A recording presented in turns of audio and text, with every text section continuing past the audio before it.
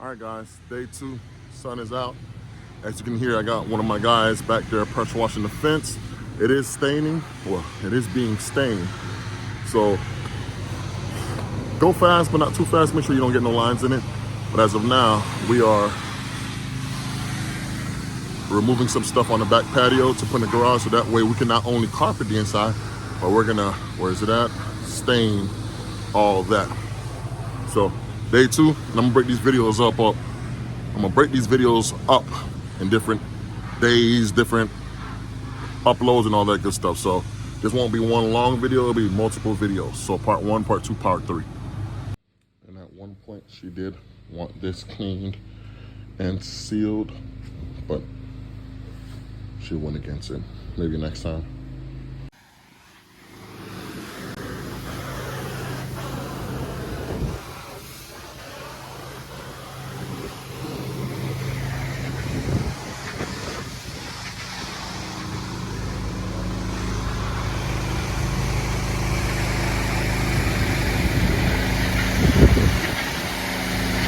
All right, guys, so I still downstream from a 5-gallon bucket.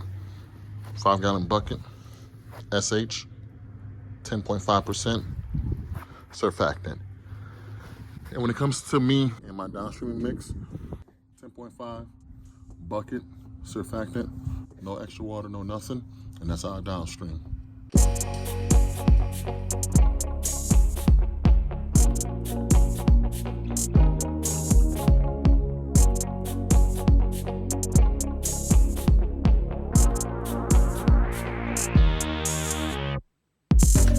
So,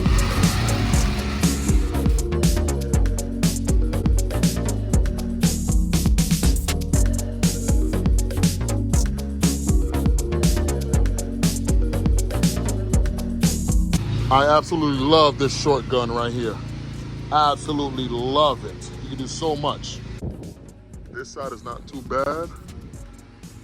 That's from when we're cleaning the fence, but we're still going downstream it and get it nice and clean. Bottom to top, remember that, bottom to top.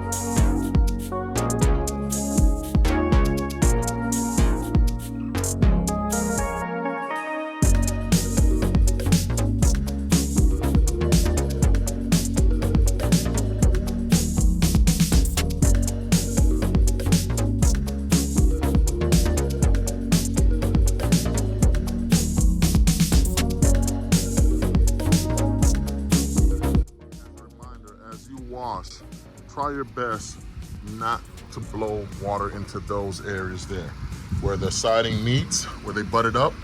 So you want to wash this way and not this way, or rinse, I should say. Something to be mindful of is artillery fungus. That's what all those black dots are right there. Those are not gonna come off. And another reason why you don't want to blow behind these right here, just a little bit ago I did.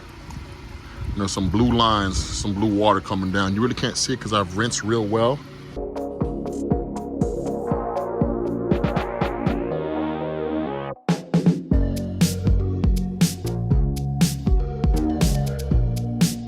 All right, so the fence came out real nice. Once again, it is gonna get stained, this bamboo color. Concrete came out real nice. That's gonna get stained a grayish color. So